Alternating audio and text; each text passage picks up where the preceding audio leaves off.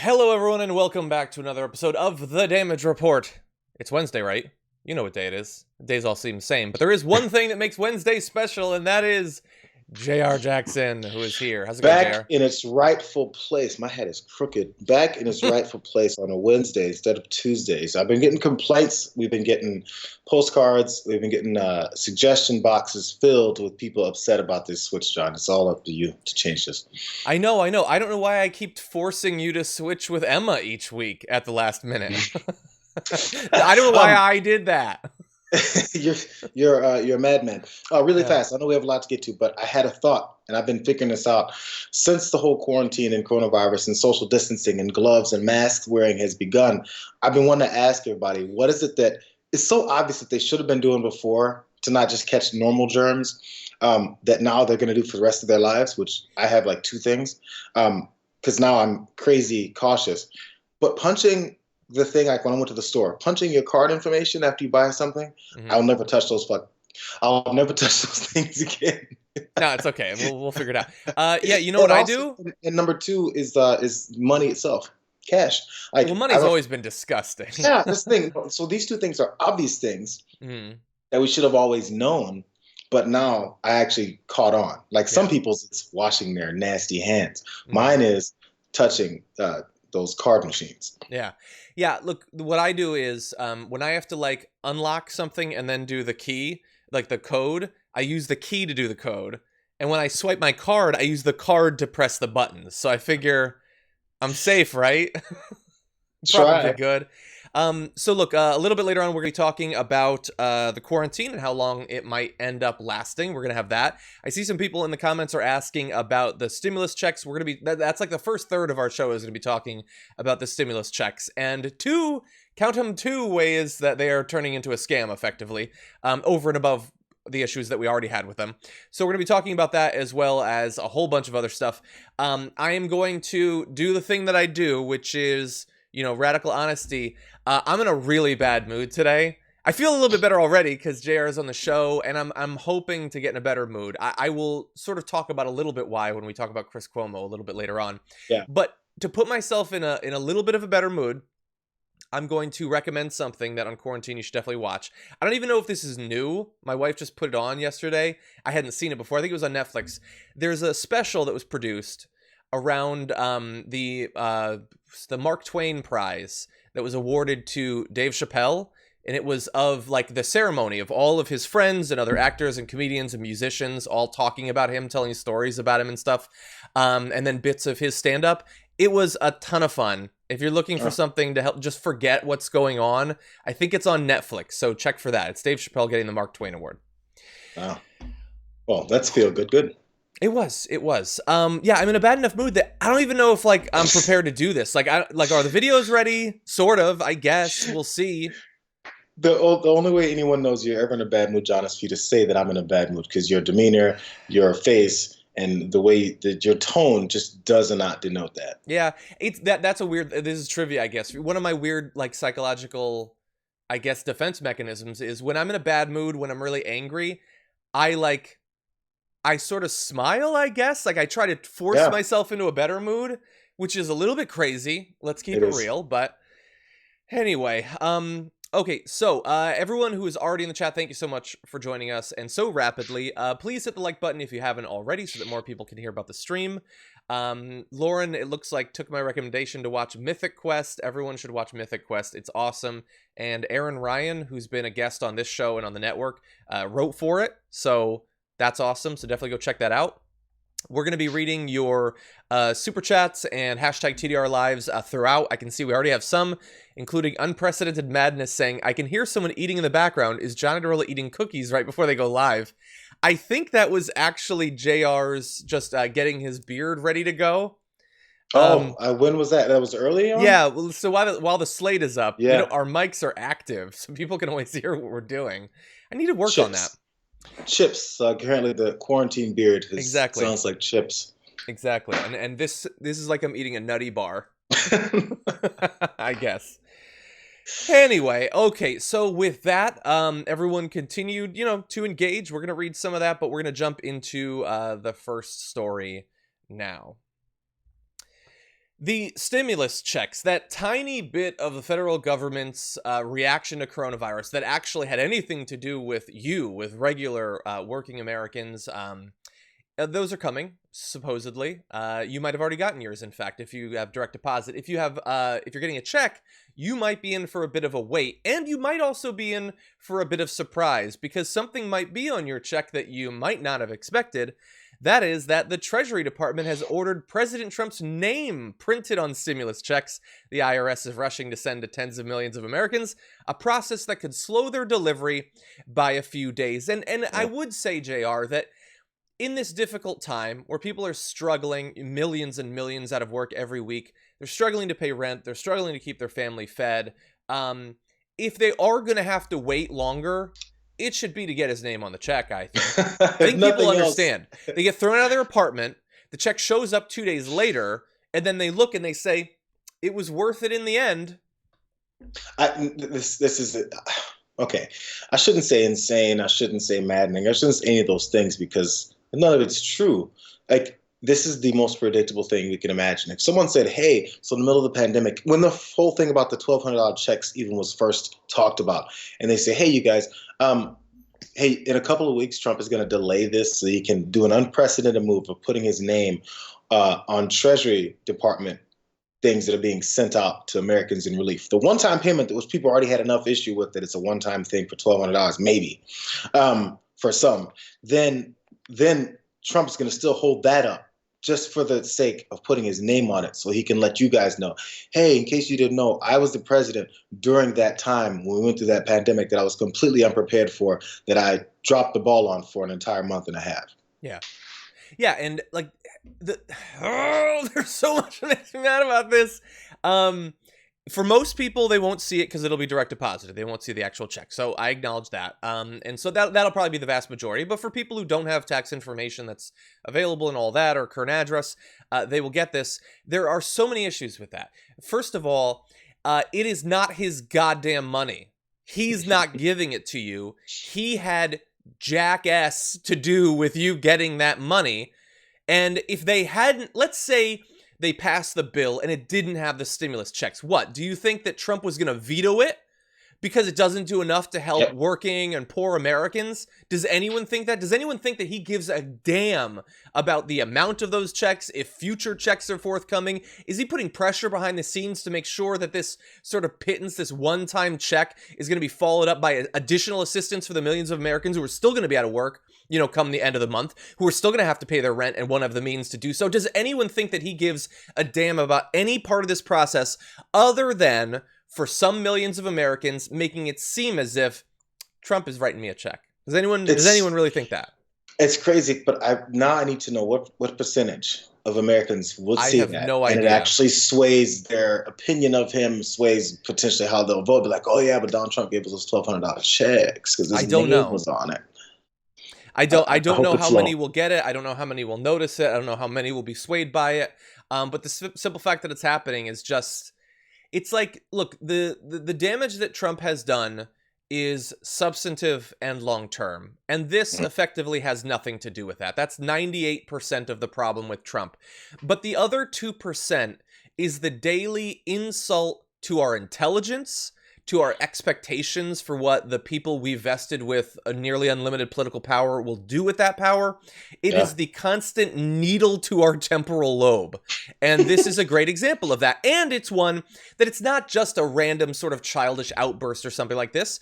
He is using his position as president in an unprecedented way, which I'll get into in just a sec, to try to benefit himself in the election. We can have a debate, an intellectual debate about whether it's likely to work or how many people it's likely to influence, but he's doing it. And I really don't think that this is going to be the last effort, that he's going to do this and then be like, I've done enough. I think I'm just going to cruise by on my record at this point. And so it's also a warning for more of what's to come. What else is he going to do with the sole purpose of trying to stay in office?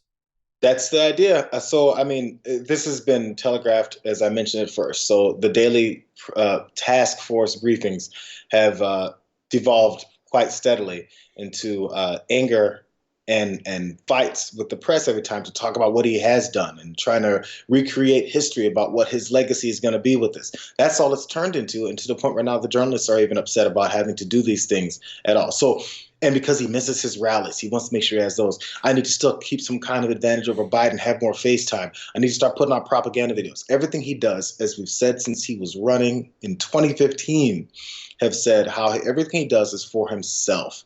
And until people, I don't know, I think people are picking up on it. I don't think I can even say until people pick up on that, because I think they have.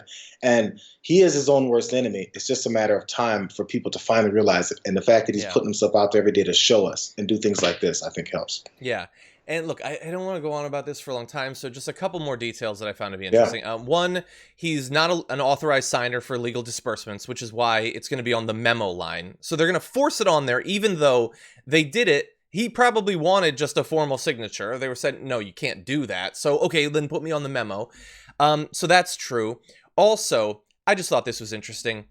Trump had privately suggested to Treasury Secretary Steve Mnuchin, who oversees the IRS, that he allow the president to formally sign the checks, according to 3 administration officials who spoke on the condition of anonymity because they were not authorized to speak publicly.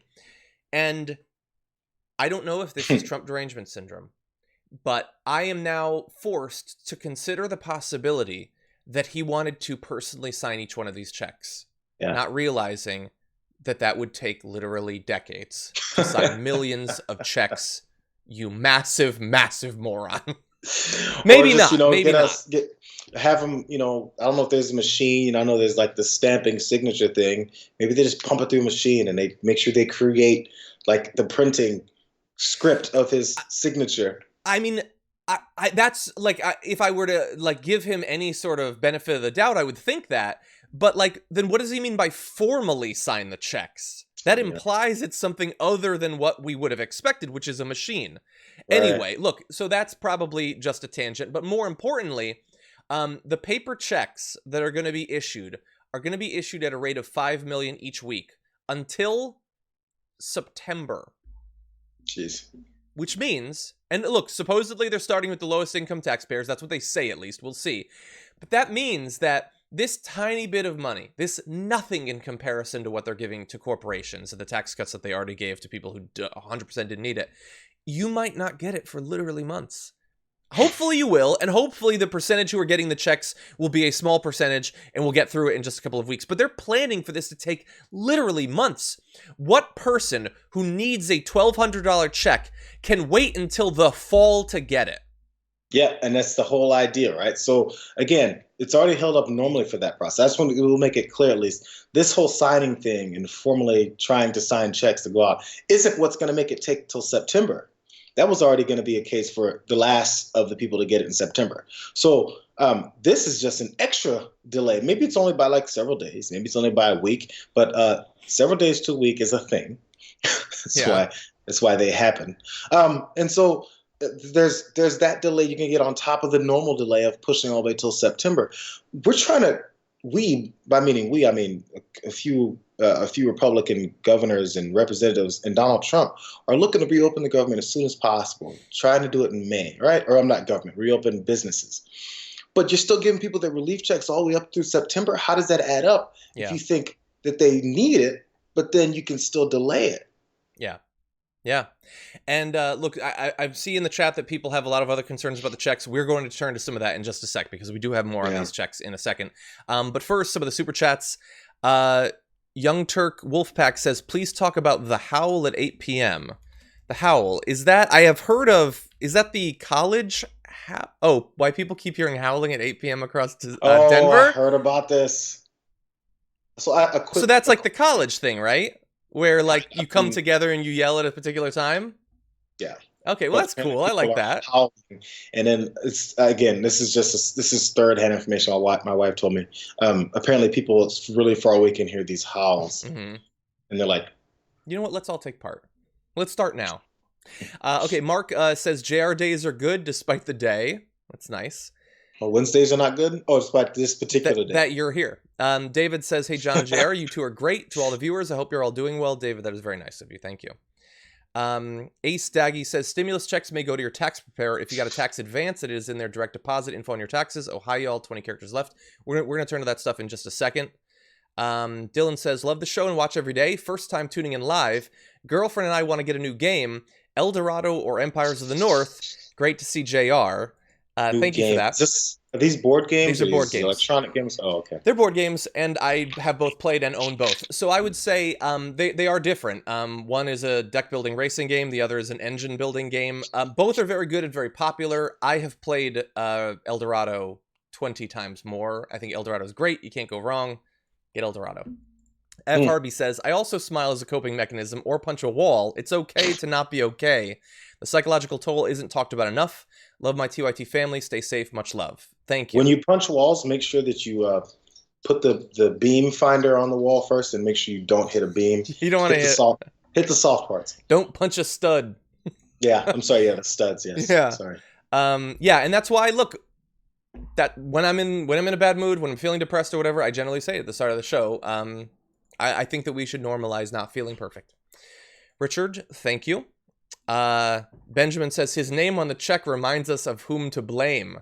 That's a good point. I mean, it's the way it should be played by Democrats, because this is obviously a political move. So Democrats can just point out, or any of his opponents, it can be anyone, it can be the Lincoln Project. They can point out, hey, look, this is a labeling of who was in charge and who allowed this to get as bad as it did, who ignored it and told you that wasn't a big deal. Yes. Yeah. The Mark O'Brien says, sorry you're in a bad mood, and please don't get mad at this off-topic question. I don't. But would you be willing to interview the Green candidates, Dario Hunter and Howie?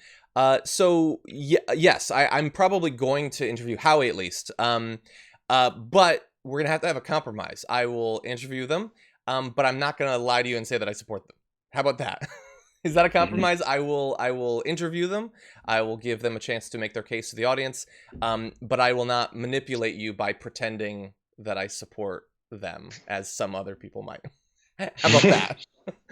In the same, by the way, as when I interviewed Andrew Yang and did coverage of Andrew Yang throughout the primary, I always was 100% clear that I agree with him on certain things, as I'm sure I will with the Green Party candidate. But I am not going to lie to you and say that I support this candidate so that you'll support me.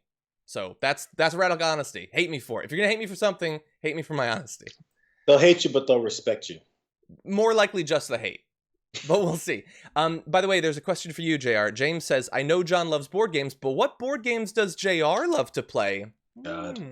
See, I think it surpasses board. It's more like, I like the question games and like the Pictionary style things. And party games. Yeah, those ones are fun. Yeah. I'll do those. But as far as board, I mean, Monopoly is always good. There's a new version of that the wife got, and it's like, you don't have to have paper. There's an electronic thing. You have a card. You have like a debit card. It's awesome. That's weird. The mess so about weird. Monopoly is all these houses and properties and cards and money and all this stuff everywhere. Yeah, and that's not. That's cool. I don't know. The dream of Monopoly for me is having a big pile of money and just feeling like I can buy all of you. But yeah, party games are fun too. Yeah. Okay, with that, there are other super chats. We will catch up eventually, but we do need to move on to the second story because it is important. Okay. One other way that these stimulus checks are going to be a bit of a scam was revealed on The Prospect by David Dan, friend of the show, who had some great reporting on it. And the major issue is that the check is to you, right? But that doesn't mean that you're going to get the money or that your expenses will be relieved by the money. So I want to give you just a little bit of his article. It is available at the American Prospect. Go take a look. But in his reporting, he says, Congress did not exempt CARES Act payments from private debt collection, and the Treasury Department has been reluctant to exempt them through its rulemaking authority. This means that individuals could see their payments transferred from their hands into the hands of their creditors, potentially leaving them with nothing. Banks would be first in line to grab the payments to offset a delinquent loan or past due fees. Even if the individual thinks their account with that bank is closed, if the payment posts there, the bank could conceivably use them to cover old debts. And banks have the right to offset any deposits to pay off those loans, overdraft fees, other charges, in front of the line for repayment of debts ahead of even other private debt collectors. This story could not be big enough. Unfortunately, not that many people are talking about it yet, but it's great reporting there. There are other concerns. by the way, I will just quickly say not all of the concerns that I've seen expressed about these checks seem to be borne out by the facts.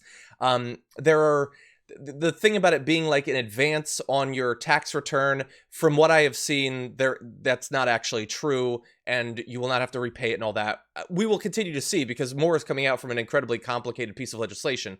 But I want to accurately list all of the ways that it's a scam without feeding into some beliefs about it that might not be grounded in truth. Right. Yeah. So this is obviously one of them, and of course, the money goes to the people that they are working for first, and this apparently is more important than potentially stimulating or helping people survive each day. And there was other counts, as you said, you want to make sure everything is true and up to standards. But I also heard there's things like people that owe child support, things like that, and like it's going straight away. The same way would be for any other kind of income. And so normally these things would be protected if it was something from the government, like, Social Security checks. I think you mentioned the Social Security checks and your normal disability, things like that would come, and this does not fall with those. So it allows people to do this. So think about it this way: the banks and these corporations, all these people have paid enough money to these politicians, have supported them enough throughout the years that they get first dibs on everything, even when it comes to something as dire as this. So if you've paid an entity to think of you first before anyone else, it goes across the board to like, oh, here's an opportunity for us to recoup some of the things that we weren't able to get. I mean, however small it may be, because $1,200. I thought the mortgage industry, the banking systems, everybody's struggling. Everybody's falling apart. They need some more stimulus and some more bailouts from the government. Don't get it twisted. The stimulus bill did not solely give $1,200 to everyone who qualifies for it in America. It went to more than that. But I'm sure we're being told, there's plenty of people in this country who think, oh man, yeah, that stimulus, all that money that's in it is going to the American people. No, it's not. No, it's not. And even the parts that are going to the American people are still not going to the American people for things like this. And that's the way it was planned. Do you think they accidentally stumbled across allowing people to get their money? No, Yeah. They're not that dumb. Yeah, and look, so it is complicated. So I see people still saying that it'll be deducted from a credit on your tax return. And look, I will continue to do research, but from everything that I've read, that is not what I'm seeing. And I'm seeing, by the way, there are many sort of fact checks on this that I'm looking at and seeing that that's not the case. But we will continue to see. And I will try to find out more before the next show. In any event, everything about this stimulus check, just the more that I see of it, the more angry I get about the entire situation, that it was set up as a one-time thing, that they see no need to have it be recurring, despite the fact that coronavirus is not a one-time thing that's going to go away after a month, that it was supposed to be the first step, and it seems like there ain't going to be any other steps. I don't see any legislation being worked on that has a chance of passing. The House Dems have some relatively good stuff that is never going to get past Mitch McConnell. Trump would veto it. Right. And so it looks like this $1,200 is going to be all that we get. And if that's not enough to let you weather the storm, then the government is going to leave you high and dry. Maybe states and maybe cities will do something. I don't know. I don't know what resources they have financially to help people. They're doing some good stuff in terms of stopping evictions and foreclosures. But just every detail we find out about this is just so devastating when you see the number of new unemployed. Look, tomorrow we're going to have the updated numbers. What do you think it's going to be? It's going to be 3 million. Is it going to be 6 million again? Additional? And even that won't represent totally having caught up on the backlog. Yeah, it's you know what this it's one of those things. I feel like I go to this point for almost anything. I really would like to know what regular Americans, if you ask them on the street, what they think of this move. Also, with the move of like not getting another amount of money for this continuing pandemic crisis, lockdown, lack of employment situation will go, because we have this low self-esteem approach as regular Americans that, oh, no, I got $200, man. I'm lucky to have gotten that. Look how generous. Again, and we refer back to what we just talked about. Trump making sure he has his name on these checks because he wants to make sure he knows, look what I've done for you, you sorry peasants. You don't even deserve this, but I'm so gracious. I gave you this much. Yeah. So I hope that we get enough of a buildup of self-esteem in our bellies that we're like, I deserve more than this. You know how much I give you? And yes, even people who don't make much money, you give tons to the government in every way. You're giving. This country doesn't move without you, as you can see, because when people aren't working, what's happening? Billionaires are complaining because they need you. More details, as I said, are available at the American Prospect. Go look at David's work, and you'll find out more details about this. I don't know what could be done at this point to change it, even if they had the desire to, which they probably don't. It could have been, from the beginning, it could have been deemed federal benefits, and then private debt collectors wouldn't have been able to get access to it. I'm sure that was just an oversight. They didn't think to do it at the time. Okay, let's go through some of the super chats. Zane says, I got my stimulus payment last night, all $4,400. This is the only time kids make you money versus costing a fortune the rest of the time. So, JR, this might be a good week for you. Maybe. Oh. Well, maybe I should have like 3 kids. Maybe. Work on it. Pam, thank you for your super chat. Very nice of you. Oh, Susan asks, why isn't TDR promoted on 2it.com anymore? So to be clear, so we did look into that. So in terms of it listing the live show or you being able to watch the live show, the reason it's not doing that is the streaming setup that we have doesn't stream to that. So I stream from my computer directly to YouTube.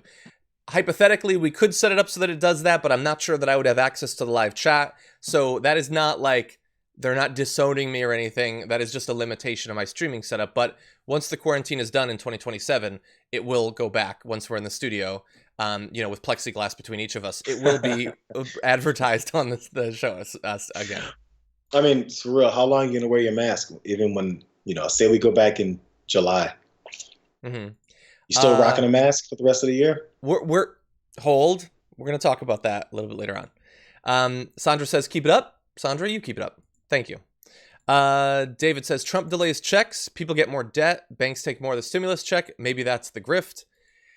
I don't know if that's the exact grift, but there's more than enough grift to go around this. Let's see. Matthew says, sorry, G, I feel you on disability with #1 world CP disorder 4 years now. Cat woke me up by biting affected limb. I wish CRPs on no one but Trump. Ooh, that sounds rough. The POC says, John, never would I use Star Trek. You would not know. Yesterday, I referenced Star Trek TNG Season 3, The Survivors, and Trump needs to see ethics. Thank you again. Yes, actually, Gabby Marita filled me in on exactly which episode it was, but thank you. Carol, thank you. And Matthew says, on disability, workman's comp, don't file taxes because I make so little. Highly doubt I'm getting anything from Trump. I believe that you still should, and I hope, and I'm certainly pulling for you that hopefully you will. Yeah. And then Mark O'Brien says, this is in reference to the Green Party candidate comment earlier, says, no hate, only respect for the both of you, and thank you for at least giving all candidates airtime to make their case. Much love for you guys. Thank you. Yeah, real fast to the person who just talked about hoping to get their checks, because that made me point out, not everyone, but a lot of people have this wait and see approach. There's no guarantee. So you're like, do I qualify? I don't know. And then if I do qualify, then will I get it because of things like this? So it's even that, even once it's been granted by all their mercy, there's like wait and see approach that people are sitting looking at their bank accounts if they have the direct deposit approach, or are going to have to start checking their mailboxes from now till effing September to wonder, is it coming today? Oh my God, it's coming today. Oh, there's that bill. Is it coming today? Yeah. It's hostage. It's a hostage situation, and you're being mentally terrorized now. Yeah.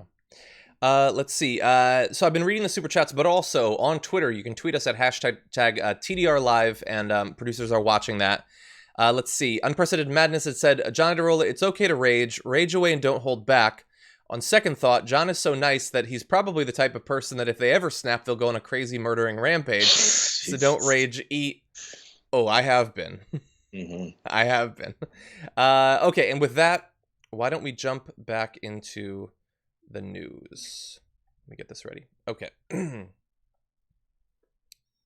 So recently, I noticed a couple different pieces of news that it doesn't take a ton of work to connect them, but I think that when you do, it reeks of corruption. So why don't we start to work through some of this and see what we make of all of it? The first involves a Donald Trump comment about sports. Take a look. In sports, we want to get our sports back. So importantly, these will be some separate calls. Some will be together by the way lists, and some will be separate. But we have to get our sports back. I'm tired of watching baseball games that are 14 years old. But I haven't actually had too much time to watch. I would say maybe I watch one batter and then I get back to work. Okay, so we got to get our sports back. I'm sick of 14-year-old baseball games. I don't know where you're watching those. And then you realize, Oh, wait, I just admitted I'm watching a bunch of sports. I Yep. only watch one pitch, and Yeah. then I'm back to work. Yeah, sure, buddy. Jesus, sure. So he wants his sports back, JR. Yeah, see, everyone wants their sports back. I mentioned before, this is maybe a week ago, Major League Baseball, who was just trying to get their season started. I'm one of the, red-blooded Americans that misses baseball. There had some plans. They were trying to get things going where they'd quarantine the entire league in Arizona and let them play at multiple facilities. All they do is go to the park and go back to their quarantined areas and back to the park. So they were trying to formulate a way to do this too. But there's this whole PR problem and this other thing called coronavirus. So that would cause you to maybe have some pushback. It's an issue, but that's never stopped anyone like Donald Trump and putting together this coalition of people. What Dana White was trying to pull a UFC event, he even pulled that off once. ESPN, Disney said, "Yeah, we're not going to give you any more money if you do this." Yeah. So there's certain things that'll speak to people, and money is always it. But Trump doesn't ignore it. They listen to those things either. Yeah, well, hold on. So while you're on the topic of money, that's really the next step in this chain of corruption. So he says he wants the sports to come back, and in fact, he has taken a number of influential, rich elites who are in the world of various sports, and they're going to be involved in this Great American Economic Revival Industry Group. So let's go to some of these. The names are small, apologies, but you can see people from the NBA, the MLB, UFC, PGA, NASCAR, NHL, WNBA, all of these people, including Mark Cuban, by the way, who I thought they hated each other. But anyway, two of the team owners from the NFL in there have each donated $1 million to Trump's inaugural committee in 2017. So isn't it cool that they're going to be involved in the decision of whether it's okay to let sports resume or not? They don't have a vested interest or anything. So we're going to let them get involved. They paid for their spot. They 100% did. And here's the thing. So some of those are huge donors.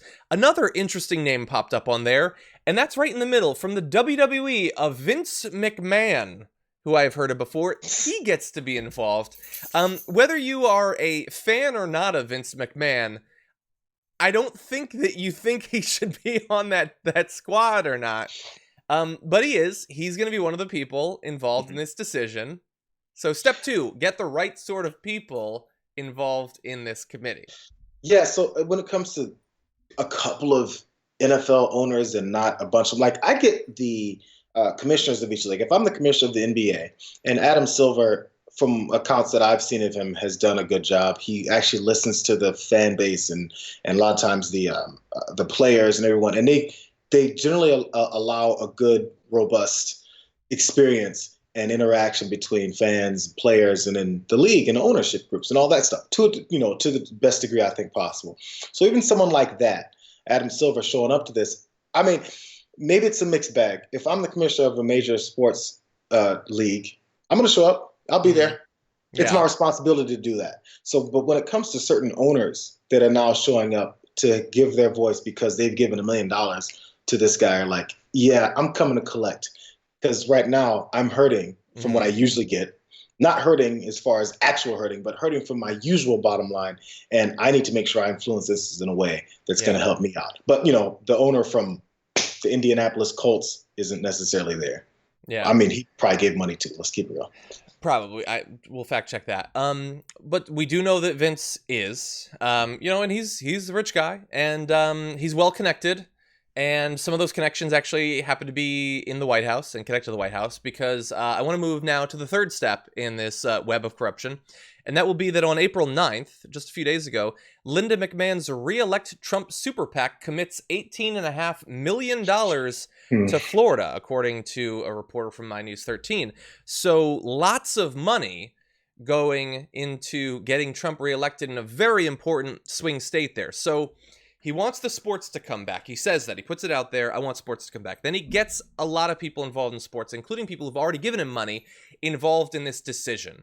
Then the wife of one of those people commits $18.5 million to get him reelected in Florida.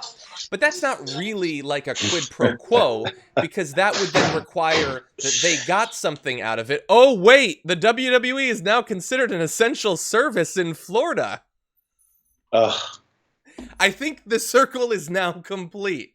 $18.5 million, and they get to go back to making way more than $18.5 million.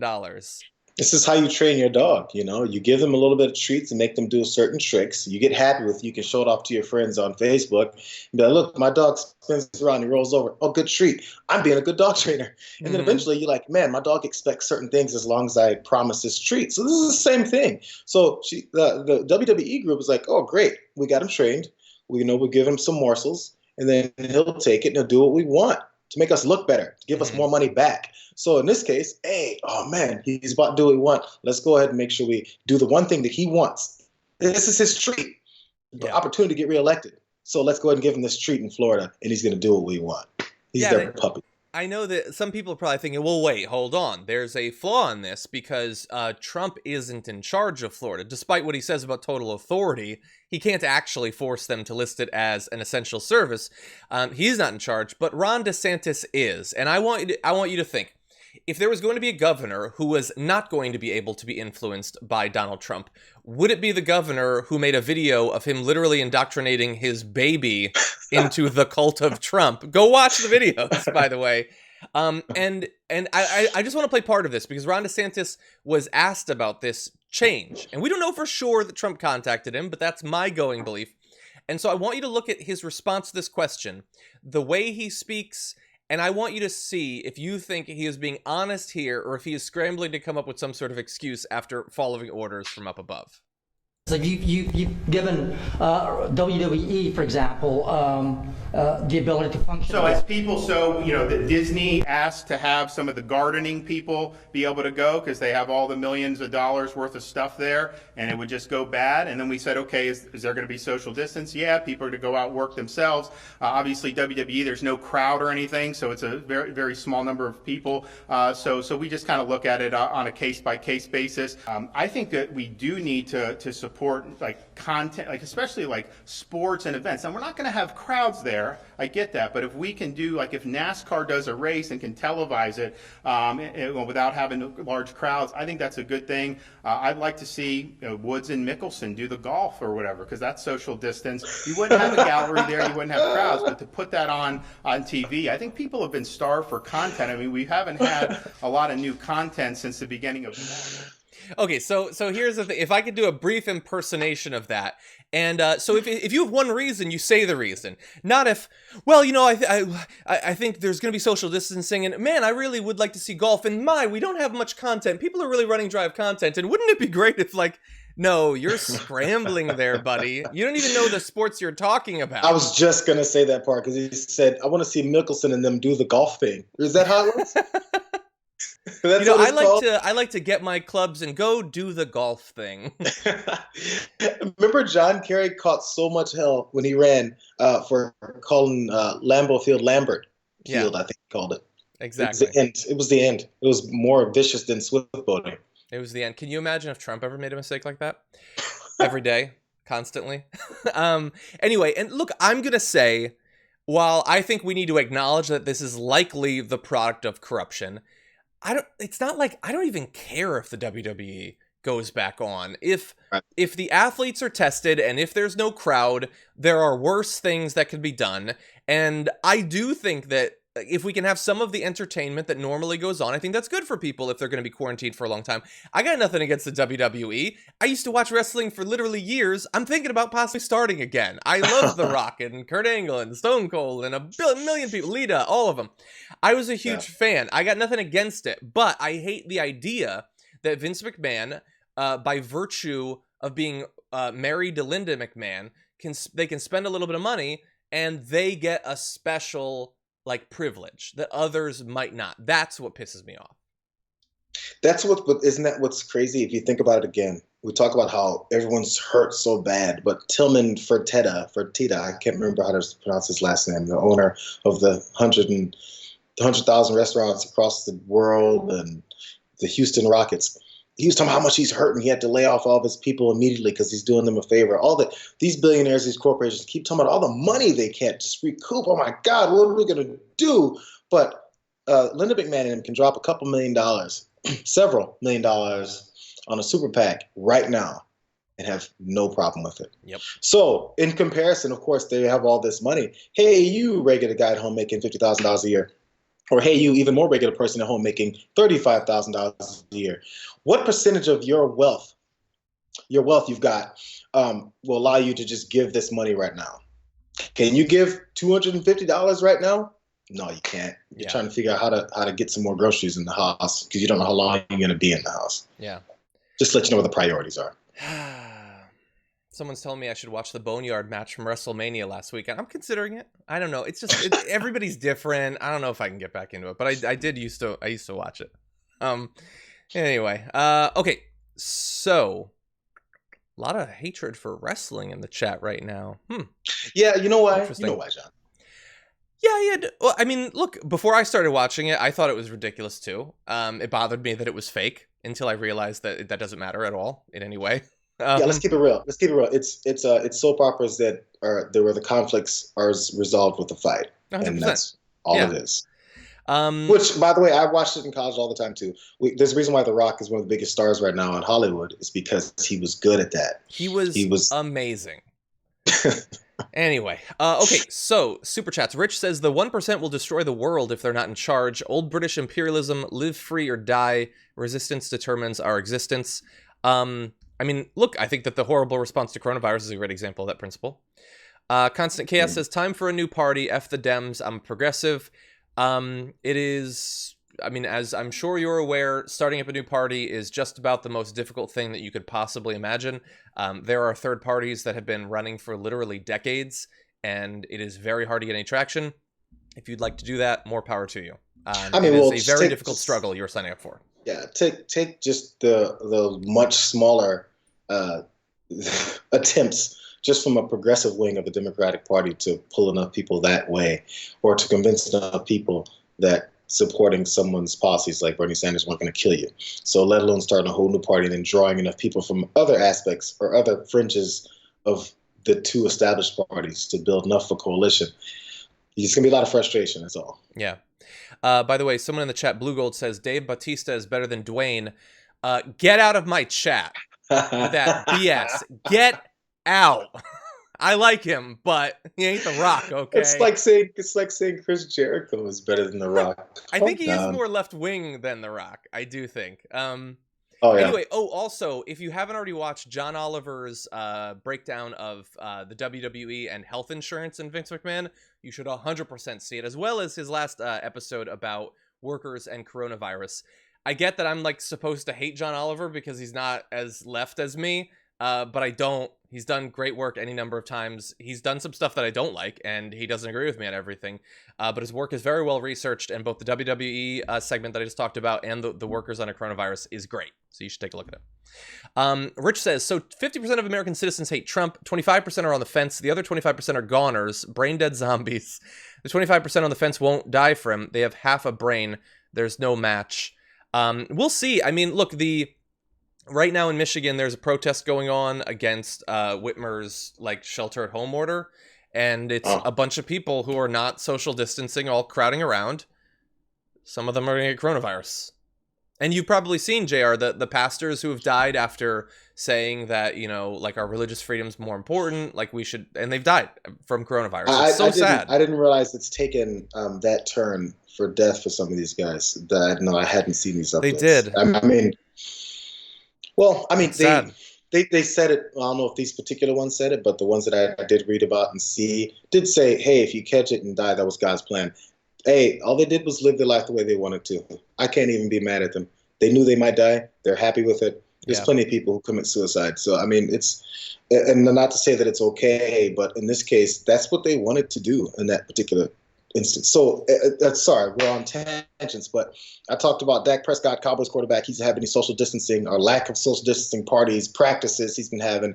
That's what's at least been said and documented and accused. So allegedly having these things. So if he's putting himself in danger and people will get mad or call the cops on him and do all this stuff, hey, he's going to do it. That's the consequences, or that's the risk that he's deciding to take, as long as he's not building crowds and coming up to your house, or, you know, the way people start doing assaulting each other and make it and spitting on people and saying, I have it, you know. that type of stuff. But if you're out and about, or if you see someone social media posting they're out, hey man, that's them, bro. I agree with you up until it's an authority figure that people pattern their behaviors on. It's like a pastor, their like flock listens to them. And if he said shelter at home, some of them would. Yes, yes. So like imagine if I told the audience, this is all bullshit. Go out there. And some of them did. I don't think I have that much effect. But what if some of them did got coronavirus? Like, it's one thing for me to live my life. It's another for me to use the influence that I have. It's one thing to influence someone to take flat tummy tea. It's another to influence them to get coronavirus. Yeah, so I guess when it comes to spiritual leaders, that is a line. I'm thinking of like athletes, celebrities. If you see someone out, or just even Joe Schmo that you knew from high school, and he should be quarantining, or he's not wearing a mask. Cool. I hear you that it's frustrating, but it's kind of hard to force people. And if they're putting themselves in a situation where they can get themselves in trouble, kind of protect yourself, get away from them. Yeah. By the way, I saw a compliment on the beards, and I will say that JR is obviously way ahead of me. And I don't know if you saw the shot from Dune of Oscar Isaac. You've got kind of the Oscar Isaac beard going on. I don't even know what that is. It was viral yesterday. Okay, so everybody, I'm going to catch up on all the super chats at the close of the show. If you sent in a super chat, I will read it, but I want to make sure that we get to 2 more topics with JR. So I'm going to go right into those 2. And then we'll catch up on all of the awesome super chats that you've done to support the channel. So we're going to be going into this. Chris Cuomo recently got a lot of news coverage for his just very open and honest assessment of what he thinks about his career. He's to some extent walked it back, which we'll get to, but here are some of his original comments. I want to spend my time doing things that I don't think are valuable enough to me. Personally. Like what? Well, I don't like what I do. I'm some jack loser, fat tire biker to be able to pull over and get in my face and in my space and talk bullshit to me. It matters to me more than making millions of dollars a year. Okay, so there you have Chris Cuomo admitting that he, like in the extended comments, he talks about he's not sure if what he does has any effect. Is it worth it? And I saw that, JR, that you guys talked about this on the main show yesterday. I really wish that I could have been involved because I'm really interested in this. And like I said, he did walk it back a bit. I'll get to that. But what do you think about Chris Cuomo's original comments, at least? He's being human. So like the human side of you is coming out. I mean, you're sitting in the house, you're quarantined, you have the virus, and then he's going through some significant symptoms of it. And there's moments of like, mortality is going through your head now, right? And you're thinking, what have I done with my life? Think of how many hours he had to sit there and look at the ceiling in pain and just think. So as he's thinking, he's like, what am I doing? What if I die tomorrow? What have I done? Yeah. And you may start to think, yeah, I made these millions of dollars, cool, good stuff, buying houses. I can live I have a Hamptons house, and I have a summer home here and a winter home there, and all this good stuff. Not to say specifically he has this stuff, but I'm just talking about a person that has money. But if every day you go to work and you don't like the things you're doing to get those things, we all know work is generally the majority of time you spend. So everyone gets used to, if you're making $50,000 a year, that's better than when you're making 25. So eventually you get used to that too, So he's used to the millions, and now he's thinking, but I'm not happy, and I just might die. Yeah. It's a human moment. Yeah, look, I want to read his updated comments because some of what I actually think about this sort of included in that. So here's what he said after the initial wave of news around his original comments. He says, it's not true. I never said it. I never meant it. I think he means more that he never meant it because he definitely said it. And by the way, I'm not covering this to be like, haha, look at Chris Cuomo. I actually agree with a lot of what he said. That's the only reason I'm bringing this back after 2 days. This ain't news. This happened 2 days ago. I just really want to talk about it. So he goes on to say, I love where I am. I have never been in a better position professionally than I am in right now. They've been so good, he means CNN. They've been so supportive of me in ways I could never have imagined. I've never had a group of people professionally care about me the way they have shown. I'll never be able to repay them, but I'll try hard to do so. I've never been more grateful. I've never been on a better team. But he goes on to say, it is frustrating to do this job in an environment where people are not interested and open. It is hard to practice journalism when people are so intent on believing what they want to believe for political advantage. It makes you question, is it worth the effort? Can I make a difference? Can I personally make a difference? Is the way I'm doing this working? And that is where I could not agree more with Chris Cuomo. And I say this on the show all the time. What frustrates me the most is how little reality matters and how little demonstrating something, like showing a hypocrisy, showing a quote back to back, like revealing all of this, how little it actually matters, because it seems like to a lesser extent than ever, people are not basing their view of what needs to happen or what should be done on an accurate assessment of where people are, what they've done, what they've said, and all of that. And I think I've said before that my fear is that, like, we're competing with cable news, obviously, but that's not to say that that's the only place where, like, financial concerns are having a negative impact on people's willingness to be honest and upfront. Like, people are competing for audience, and some audience is trained, like with drugs, to want a stronger, more distilled, purified version of what they liked. And people are trained to just believe that what's important is not having, like, a person reveal what they believe to be true. It's them telling me that what I believe is true, no matter what, to get me to watch them, to get me to give them money or whatever. And, like, it's very easy for us to look and see that obviously Trump fans are the best possible example of that, but they're not the only example. And so, like, one of the reasons I feel so comfortable saying this to this audience is because I feel like you guys are the least, that it's least applicable to you. But I share, obviously, with a very different audience and very different political beliefs and very different political preferences than Chris Cuomo. I share a lot of those concerns. And I do appreciate, by the way, I will say, one of the reasons I'm not being more critical of him is he's one of the few people on CNN who's willing to give progressives a chance. Unfortunately, coronavirus hit just as they were starting to do that. So, like, I got brought on once and then never again because we don't have studios anymore. But yeah. It seems like he's bottled up. Like, you don't get a chance to give his real opinion or thoughts on things or just out in society. He mentioned all that stuff. The fat tire biker guy, whatever he said about him. So there's that frustration with not being able to be real, but also maybe this could be an opportunity. Okay, look. So when it comes to the way we would do the shows that we do on the network, hosts and producers work hand in hand. Many times hosts kind of double as a producer because we're doing the same thing as far as this approach. And you have to know the content enough to portray it. So in this case, producers kind of control a show, make sure there's certain guests on. We're going to go to this thing, let's cut that. And the host kind of goes with it.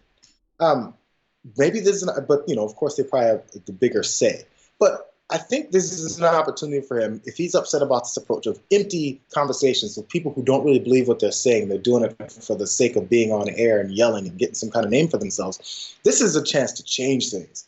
Come back whenever he can or whenever things are happening normalcy and be like, listen, we're going to shuffle the way we do this. We're not going to do any more fakeness. We're not going to do any more argument segments. We're not going to do any more, hey, here's this Trump guy versus, hey, here's this Biden guy, fight.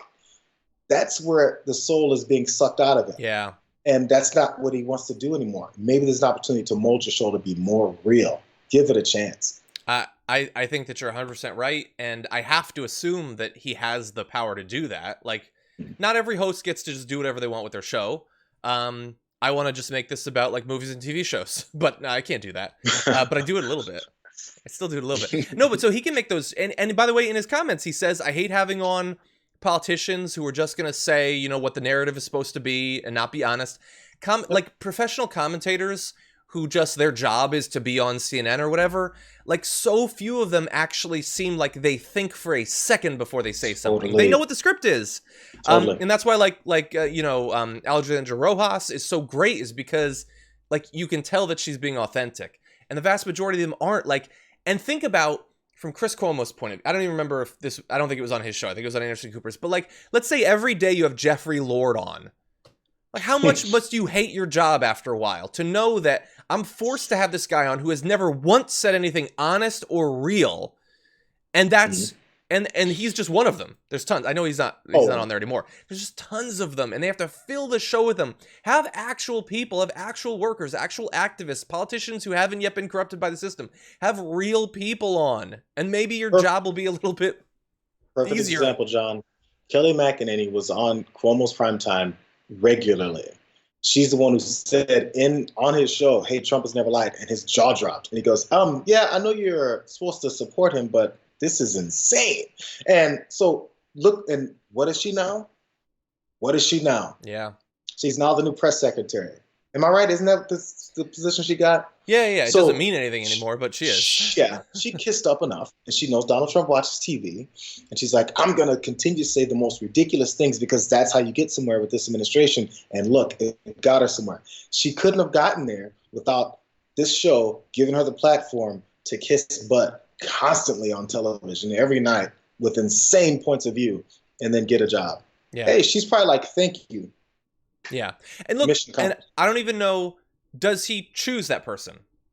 I don't know. For all I know, CNN has a relationship with her, and he's forced to. I know that Anderson Cooper used to regularly look really angry at some of his guests that he had on every day. And it's like I don't, like let's say I hated Ken Klippenstein, I'd stop having him on. I get to do that, but I don't know for sure that some of these hosts do. Chris Cuomo's, he's very rich, he's well established, he probably can, I don't know. But anyway, again, he's one of the few that actually has given progressives a platform, and I agree with a lot of his concerns. We're in very different positions. I don't have millions I can just fall back on, but I do wonder at the end of the day if it's having any effect. And this is something that, like, you know, we don't often talk about this on air, but these are conversations that lots of people at various points have in TYT, and thankfully we have each other to sort of help get us through it. Right. Okay, so one more story, and then, like I said, we will get to some of the super chats and comments. I don't want to keep JR on for an hour and a half, so let's do one more story. Okay. We are on lockdown. It is week, I don't know, it could be 2, it could be 12, I don't know. I feel like it's been going on for a long time, and it might, in fact, end up going on for a really long time. We're going to get to that in one sec. If it doesn't, though, let's say that it does end at the end of May, you know, are people going to be willing to just go back to the way things were? According to polls, not necessarily. Just 20% of Americans would immediately return to normal activity once state restrictions are lifted, while 71% would wait to see whether the change in guidelines led to increased confirmed COVID-19 cases before deciding what to do. 10% would continue limiting social contact regardless of development. So it's very easy to focus on, like, the you know, the Trump fans who are protesting right now to get out there and you'd be exposed to the virus and die. But a lot of Americans are very nervous. Like, they probably don't like being in lockdown, but they're nervous about being back out there and being exposed to this. There's and as you point out the numbers, there's these varying levels of people with their comfort levels for this. And I think I specifically asked you earlier, because how long will you continue this lower easing into? Because say we have this full level of trust and security by late summer, midsummer even. There'll still be plenty of people that still rock their masks. I mean, we still see people sometimes that rock their masks just in general everyday society, and we're like, oh my God, they have something. But you never know, they're probably trying to protect themselves. So everyone's going to have their different levels of dropping off from things like this. And who knows? I mean, there's nothing wrong with being cautious, in my opinion. You guys know how I am. So we'll go a little further. You asked me earlier, you know, like, how long are you going to wear your mask? So I'm gonna turn that around on you.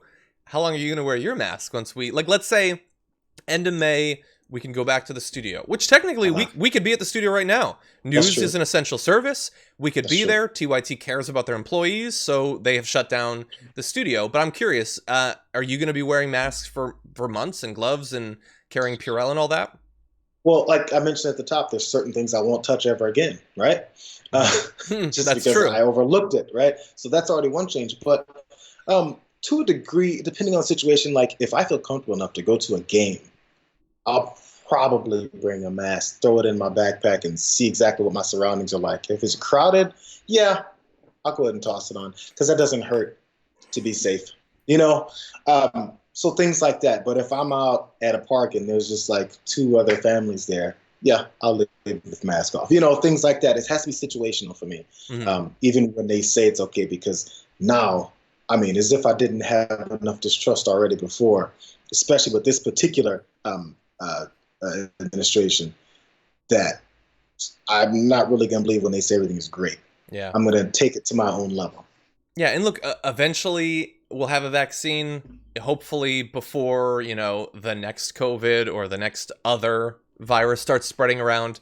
I think that we will have to get used to the fact. Remember, we used to mock like people in Asia, like, why are they always wearing these masks? Yeah. That was terrible then, and the joke's gonna be on us because things are gonna change. Maybe not forever. Maybe we'll go back to normal. Maybe there won't be another pandemic for a few years. People start to forget.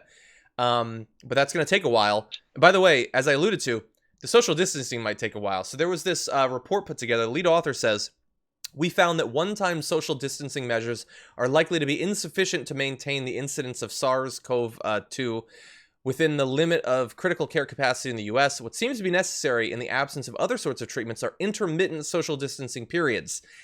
Intermittent until when? According to this Harvard study, until 2022. So intermittent social distancing moments. So I have a picture in my brain of this, but I'm not sure if it's very accurate. So like what? Certain segments of the population can come out and others can't. We're going to do this by like city, there's, and how you get people to follow a limited version of a lack of social distancing. It seems even harder than getting people to do it overall, which we're trying to do right now. Yeah. Look, I think that people have been pretty good overall. There's the protests or whatever, but I think that people have been pretty good overall in supporting each other and supporting the most vulnerable by going along with these. Hopefully that lasts. We'll see. Maybe people will start to freak out. Maybe people start to get used to it and realize that you can do a lot sort of remotely. And a lot of like the long distance travel we were doing isn't necessarily necessary, the plane trips and stuff like that. Mm-hmm. We'll see. I don't know. 2022 is a long time away. Yeah, it's oh man, you totally reminded me of something and then I forgot it. Oh well. That's what I do. I strip people's minds bare. Anyway, JR, thank you so much. We went a little bit over an hour. I really do appreciate you joining me as always. We do have to think of the JR Wednesdays exclusive segment though. So do a little bit of brainstorming. I want something special for your episodes. Well, this week it was WWE stars. Who's the best? That's true. Okay, each time we're going to give you a little bit of WWE news. Okay, JR, I'll see you later. Thank you, guys. Have a good one. Thank you. For everyone at home, I said I was going to catch up on your super chats. I'm going to do that right now. Our climate change news roundup is going to be pushed one more day. That tends to happen. There's always breaking news. But so, Joseph Laundry says, what happened to Brooke? I haven't seen her on the show in a long time.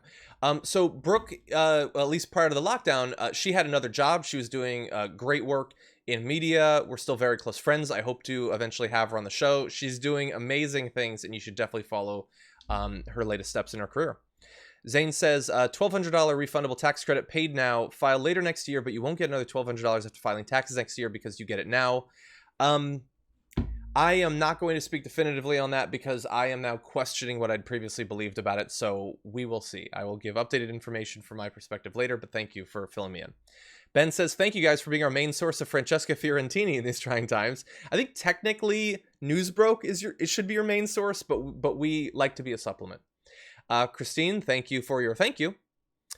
Rich says, their motives are so obvious. One world order, it didn't hurt to say it, but it'll really hurt to do it. We'll see. I mean, some of the people in power certainly say that that's what they're fighting against, but we'll see. Luminia says, stay safe, John and JR. I love you. Thank you, Luminia. Andre says, does Trump actually lead, or is he just a literal puppet? I mean, that would explain his schedule and disinterest. Well, he's probably not a literal puppet. That's nasty.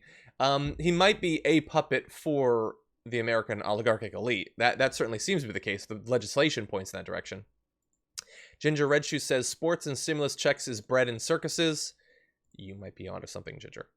Rich says, sure, let all of our teenagers go back to school and give them the responsibility of social distancing. A surefire plan to repopulate the masses and confirm our extinction. Yeah, they are chomping at the bit to send people back, despite the obvious consequences. So, yesterday on the show, when I said, I want to give credit where credit is due, the numbers are going down. 2 days in a row, the number of deaths were down around 1,500 rather than 2,000. Yesterday was the highest ever. So we have to acknowledge that as well. And so it jumped up to 2,300 in one day, and they're talking about sending everyone back. What do you think is going to happen if during the time of social distancing, 2,300 people die in a single day? Lee says, so 5 minutes ago topic, again, I don't see how it's not an advance when my direct deposit was literally labeled a tax refund.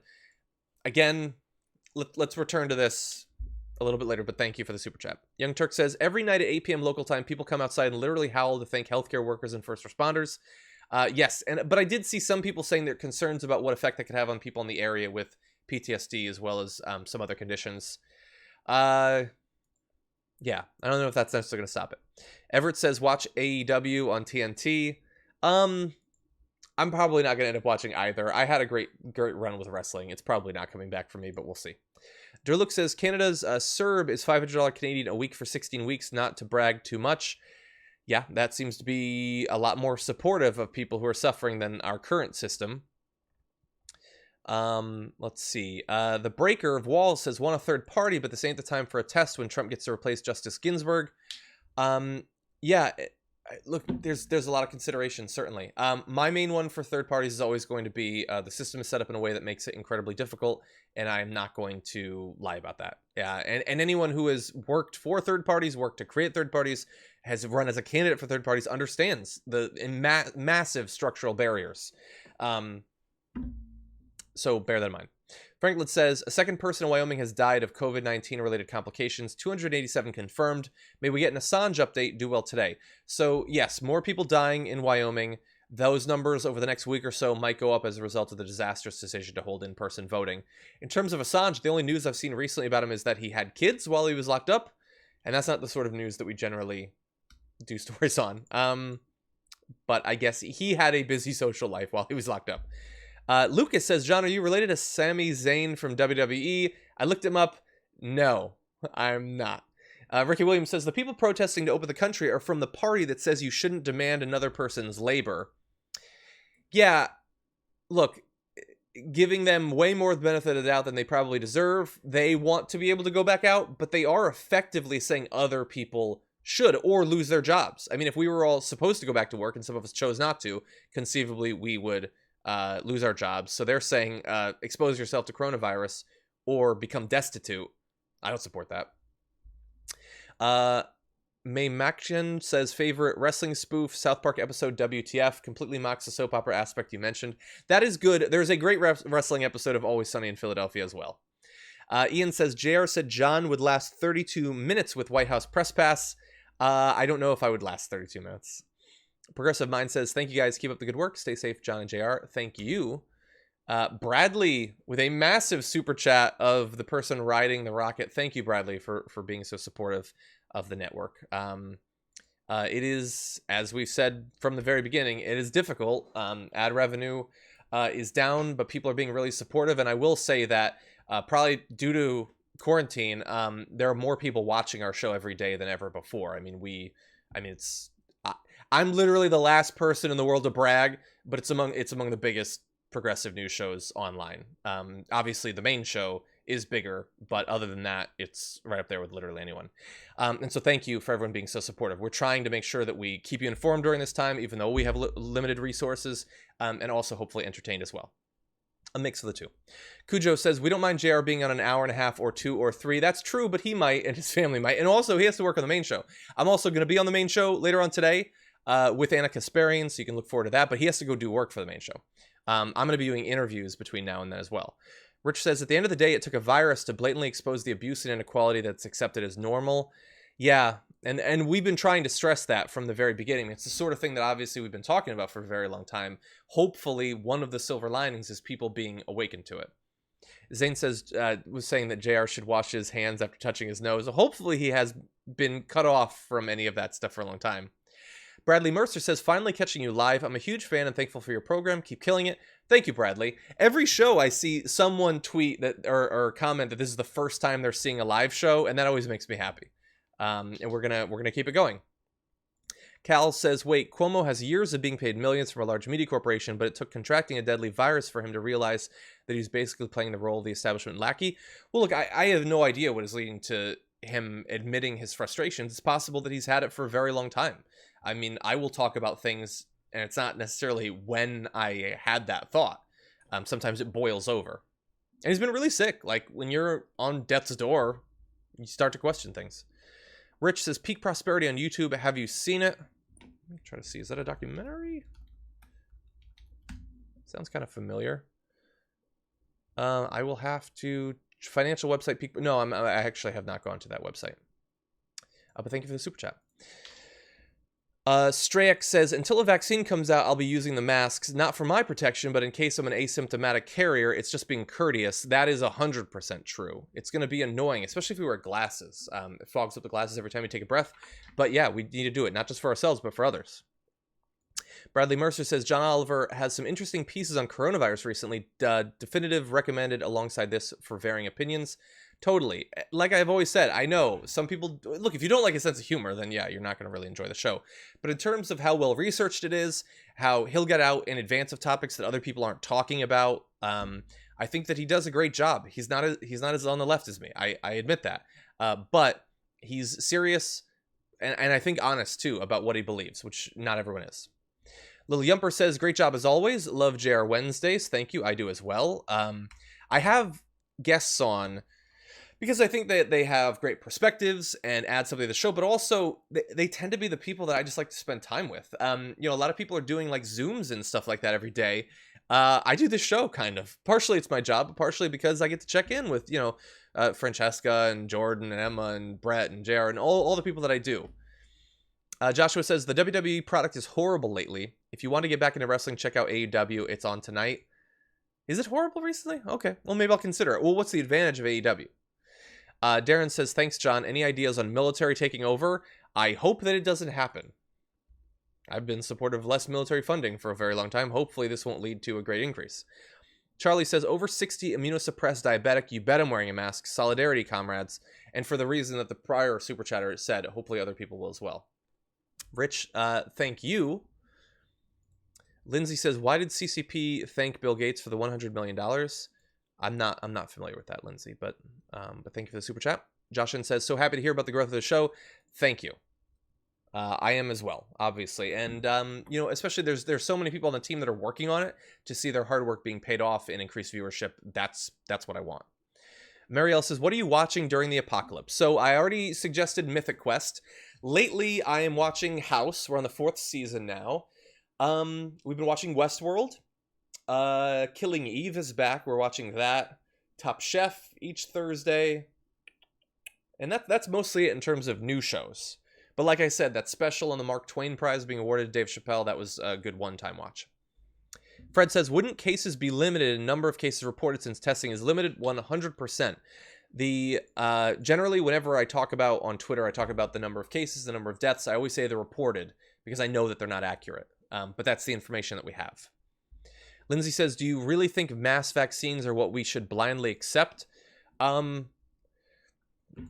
mean, if there's a year-long process where they test it on people and they can demonstrate what the side effects are and are not, as an alternative to getting coronavirus, getting incredibly sick, being hospitalized, and potentially dying or infecting people around you and killing them, I think a lot of people will probably accept a vaccine. Diamond Dog says, UNT are essential services at all times, but especially now. Thanks for all you do. Thank you. Durlook says, Mad Dog Vachon is way more awesome than The Rock. I'm not familiar with him, but I will say that I doubt it. And thank you to all the tweets as well. Let's see. Galfar says, Trump was a big investor in the XFL, which McMahon started. That I didn't know, actually. Carson wants libraries reopened before sports arenas. Well, in terms of the touching the books and stuff, look, I like the goal, but we'll see. Let's see. And Dominic says, couple things learned on Damage Report today. Jared Jackson Wednesday will live forever, and Johnny Roll is full of so much cynicism he isn't even capable of displaying genuine anger. That may be true. Look, everybody, we are way over, but thank you so much for sticking around, the thousands of you who have both been involved in the chat, watching the show, and super chatting as well. Really do appreciate that. Lots of interviews have been filmed. Please check the channel every day. I'm going to be doing one shortly after this show as well. And also get ready because our Earth Day special for TYT members is coming up. I've already recorded interviews with our new environmental reporter and Bill McKibben. I'm talking with people from Sunrise Movement and a ton of other awesome environmental activists, scientists, authors, all of that. That's coming up on Earth Day for TYT members, and so you can certainly look forward to that. With that, I will be on the main show today. Hope to see you then. If not, tomorrow, more TDR. Thank you, everybody, and stay safe out there.